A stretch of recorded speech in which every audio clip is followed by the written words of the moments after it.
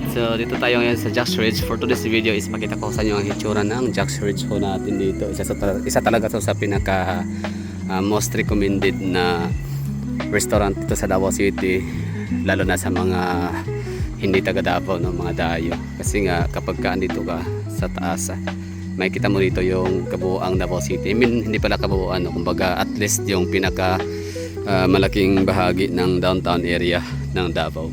So araw man o gabi, parehas maganda ang view. Kasi pagka-araw, siyempre mas broad daylight, mas makita mo ng maayos ang mga bulubundukin, isla ng Sabal, mga matataas na gusali sa Davao City. Yung talagang urban landscape ng Davao City na ang skyline namin dito ay makikita nyo kapag dito kayo sa Jack's Ridge restaurant dito sa Matina Shine Hills dito sa Davao City.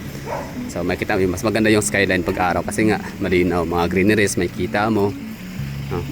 So kapag kagabi naman ma-appreciate mo rin siya. Sabi nga nila romantic place na talaga to, dahil dito yung mga mahal sa buhay at dito i-celebrate ang mga kahit anong okasyon, no. So birthday, ganyan, anniversary, lahat marami ditong mga ginaganap na mga event, no. So kami naman family bonding, Mother's Day, ganyan. So dito natin madalas pinupuntahan. Pero syempre bilang taga Davao, alam naman natin na hindi lang naman to ang pinaka isa sa mga magagandang dapat puntahan, no. So marami din. Kaya hindi natin to laging napupuntahan. Ibig sabihin is ano siya, pag wala talagang choice na, like maubusan na tayo ng idea, saan kaya Jack's Ridge na lang. So para ang isang word na Jack's Ridge na lang, wala na talagang iba, wala nang maisip.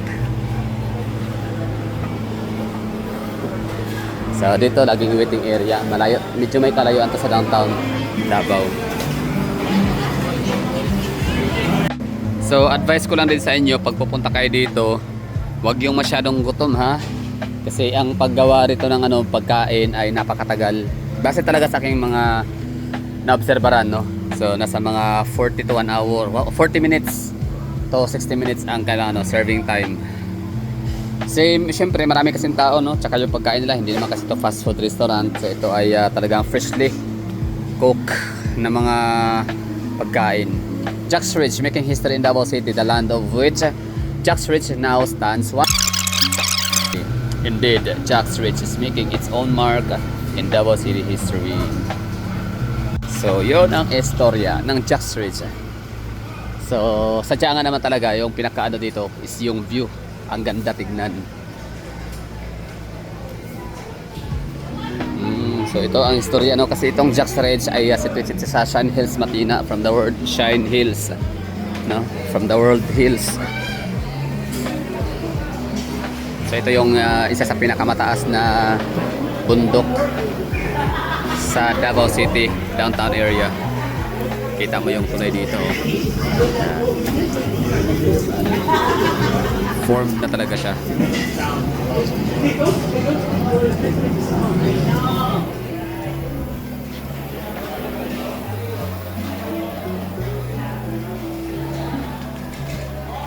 So hindi ganun ka-light up ang City of Davao ngayon dahil sa mayroong ulan. Okay, ano ba mga experiences yung mga taga Davao City, no? Ulitin ko, kami nagpupunta dito ng pamilya kapag mayroong Mother's Day, birthday, ito, ano pa mga celebration, no? Closing, mga moving up ng mga ceremony sa mga bata nag-aaral. So yun po yung mga pagkakataong andito kami. Siyempre pag may mga kaibigan kasama from different for example taga Luzon, no. So ako for example ako yung nag-host ng mga bisita. For example mga kamag-anak na naman din, mga pinsan, ganyan. Pupunta ng Davao City, so agad-agad dinadala ko sila dito sa Jack's Ridge. Dito kami kakain. 1, 2, 3, go!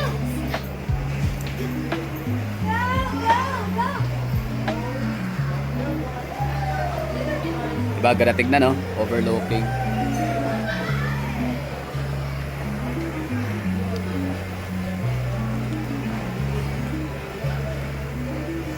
Siyempre, mas visit pag-araw.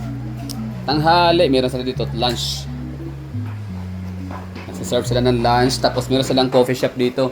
Morning, kahit pa siyempre walang pagkain sa umaga. I mean, wala silang kitchen sa morning, wala silang meals, no, or breakfast meals, wala. So itong yung nasa video na yan po yung pinupuntahan ho natin every morning dyan para magkape. Mayroon dyang Dorian coffee, kakao, ganyan, chocolate. So masarap dyan magpunta sa umaga dahil nga kape, tapos ang view, breathtaking view. Kaya pag meron akong mga bisita from Manila, binibitbit ko dito sa Jack's Ridge para mag-almusal, magkape nga. Ito yung lugar, oh, kung saan kita mo rin dito yung bandang Matina area, no, Matina district, kung saan matatagpuan yung Davao Global Township.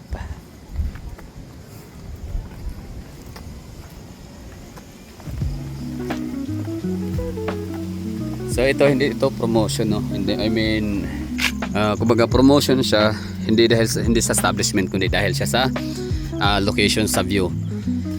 So kung kakain kayo dito na tapos masarapan kayo, bonus na lang yun. Basta ang sure ako, nakakatiyak akong panalo kayo pag ito yung pinuntahan yung resort, restaurant. Tiyak at panalo ang view. So ano bang nakikita natin dito? SM City, Ecolanda. Yan. Tapos Verdon Park. Yan.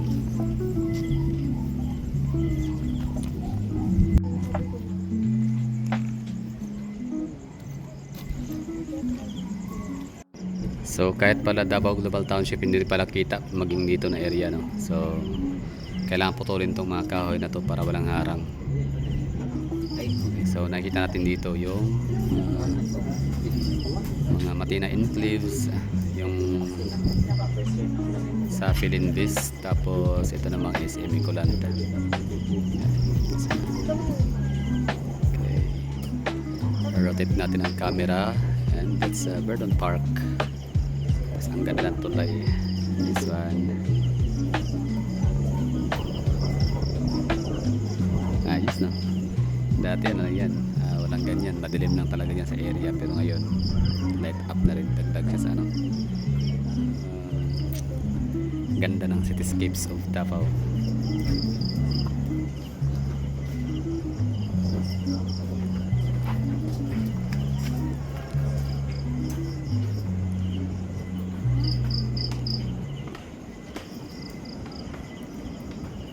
Diba ganda, no?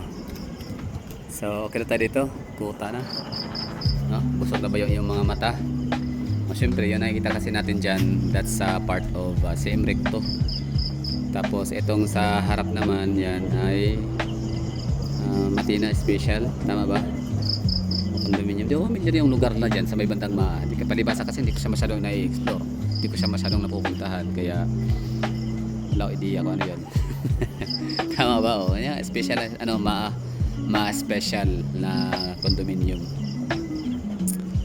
Okay, so rotate natin yung camera hanggang sa makakita tayo ng Bahada District. Asan yung Bahada District dito? Yung may mga Ion Tower. Okay, ito, Ion Tower. Ion Tower, where are you? Okay, maliban ka Ion Tower na hinahanap natin yan, yan na yung Bahada Ayala Business District sa Davao City. 10 hectares lang daw yan. At ito naman yung aeroplano, palanding.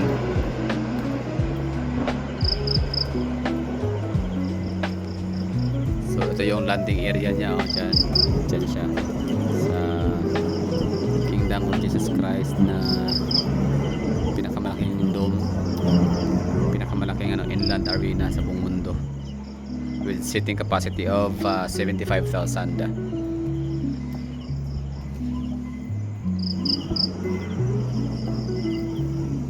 Malayo, no, hindi natin kita masyado dito dahil nga sa hindi siya nagpapailaw siguro. May ilaw ba? Anyway, sila, no, walang view lang to dito, like wala lang, gusto ko lang i-share sa inyo yung Davao City sa ganitong view. Gabi, ganda ng hangin, presko, sarap sa pakiramdam. Dito ka nakatira, no, di mo kailangan mag-aircon.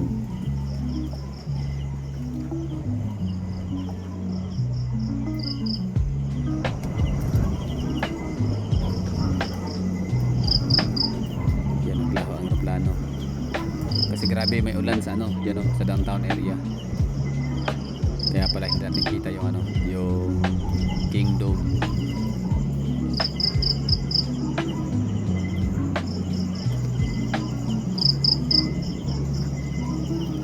Sorry, ito pala. Ganda ng mga ano no, kunin ng mga crickets. Ayan, landing na si aeroplano.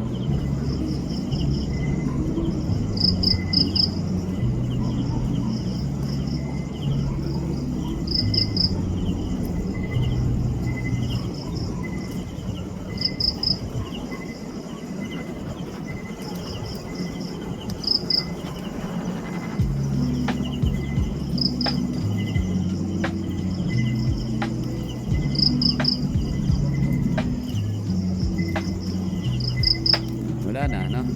So yun lang, thank you for watching. Happy New Year again, ha? January. Sa mga uuwi pa ng Davao City, may mga sariling sasakyan, mag-ingat ho kayo sa daan at nang kayo hindi madisgrasya at hindi kayo makadisgrasya ng iba. Ingat!